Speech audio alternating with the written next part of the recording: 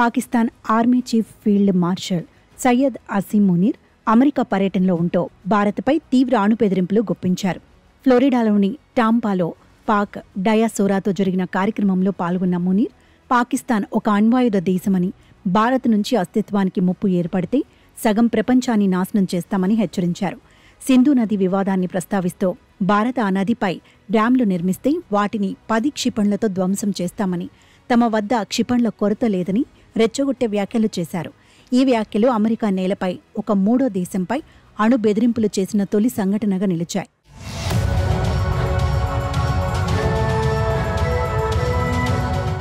అయితే భారత్ ఈ వ్యాఖ్యలను తీవ్రంగా ఖండించింది. మునీర్ బెదిరింపులను అణుకత్తితో గండికొట్టడంగా అభివర్ణించి పాక్ సైన్యం తీవ్రవాద గ్రూపులతో చేతులు కలిపిన దుర్మార్గపు మనస్తత్వాన్ని బహిర్గతం చేస్తుందని విమర్శించింది. అమెరికా నేలపై ఇలాంటి బెదిరింపులు చేయడం సిగ్గుచేటని, పాక్ అణ్వాయుధాల నియంత్రణపై సందేహాలు కలిగిస్తోందని పేర్కొంది. భారత్ అణు బెదిరింపులకు భయపడదని, దేశ భద్రత కోసం ఎలాంటి కఠిన చర్యలకైనా సిద్ధమని స్పష్టం చేసింది. మునీర్ వ్యాఖ్యలు పాకిస్తాన్లోని హార్డ్ లైనర్లను ఊరడించడానికి, భారత్ను కలవరపరచడానికి, అమెరికాతో బంధం బలపడుతున్న సమయంలో దాన్ని ఉపయోగించుకోవడానికి ఉద్దేశించినవిగా విశ్లేషకులు భావిస్తున్నారు.